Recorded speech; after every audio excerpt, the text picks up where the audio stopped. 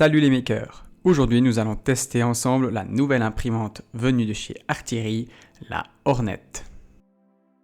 Et c'est parti tout de suite pour le déballage de l'imprimante. Tout d'abord, nous avons le manuel d'instruction et d'utilisation ainsi que le support mobile de bobine. Il y a également une petite pochette contenant les outils de montage ainsi qu'un peu de connectique de rechange. L'emballage suivant contient le câble coaxial de filament ainsi que la prise d'alimentation au secteur. Pour continuer, une partie très importante de la machine, le cadre XZ avec sa vis sans fin. On passe ensuite à la tête d'impression. Comme vous pouvez le remarquer, elle est implémentée directement avec une cage plastique qui crée les flux de ventilation à partir du ventilateur central. Et pour finir, le dernier élément du colis, le socle de la machine. Il est déjà complètement prémonté et le design est assez futuriste avec les évents sur les côtés et sa couleur orange électrique. On y trouve l'axe Y avec le plateau d'impression et sur la face de la machine, le bouton rotatif de sélection et l'écran d'accueil.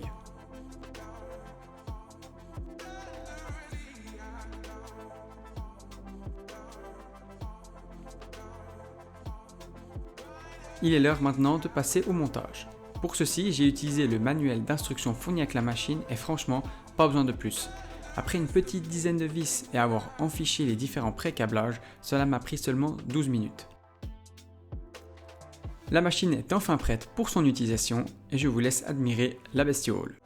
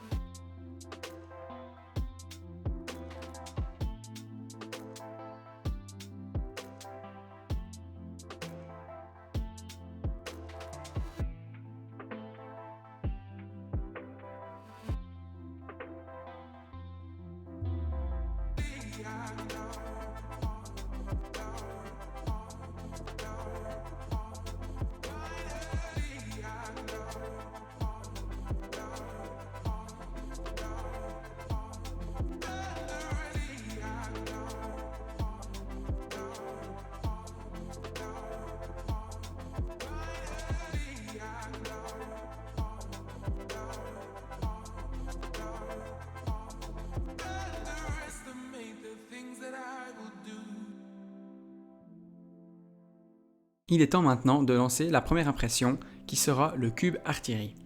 Sur cette pièce, j'ai eu 2 fois le même problème, mais cela venait de mon filament qui était mal enroulé dans ma bobine et qui coinçait l'amenage du filament vers la buse.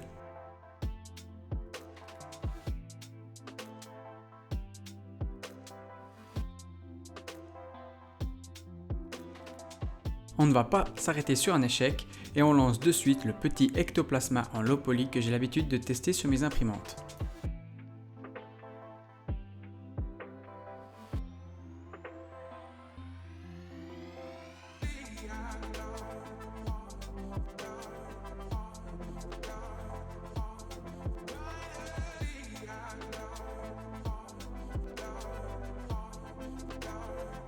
On peut voir que le résultat est assez satisfaisant, bien qu'on peut remarquer un petit peu de cheveux d'ange entre les cornes supérieures.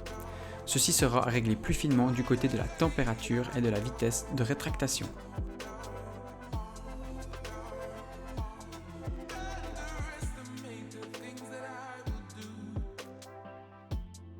Passons maintenant à un modèle un peu plus gros.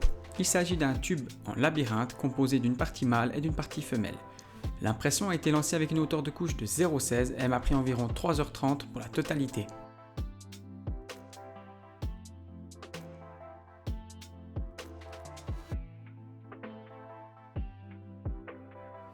Le résultat est clairement très propre autant sur la partie externe complètement lisse que sur la partie labyrinthe sans aspérité quelconque.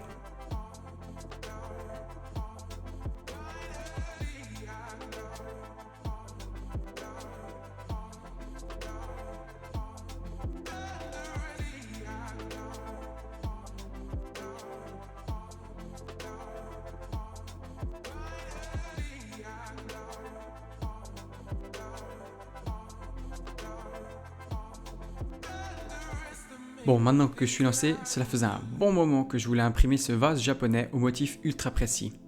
Les détails sont juste fous et avec l'utilisation du filament doré, c'est juste parfait. On débloque quand même un peu moins de 15 heures d'impression pour réaliser ce beau vase. Du coup, avec ce résultat, je décide de lancer directement un autre vase, cette fois-ci de forme géométrique. La qualité est un peu moindre, mais je pense que cela vient plus de mes paramètres Cura que de l'imprimante.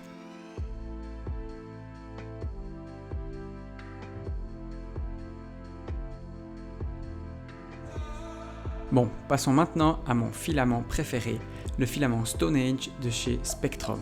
Et avec le modèle Tiki indonésien, ce sera parfait pour notre test. Là par contre, niveau rendu, aucun souci. Même sur les parties ayant nécessité des supports, on ne voit rien.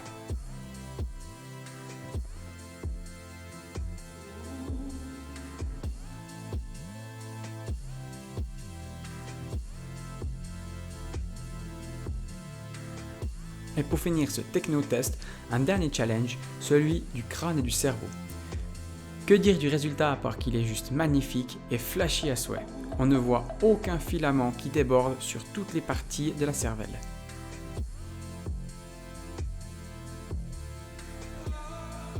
Et voilà pour cette machine. Je vous laisse admirer les différents essais réalisés qui montrent bien les possibilités de cette super machine.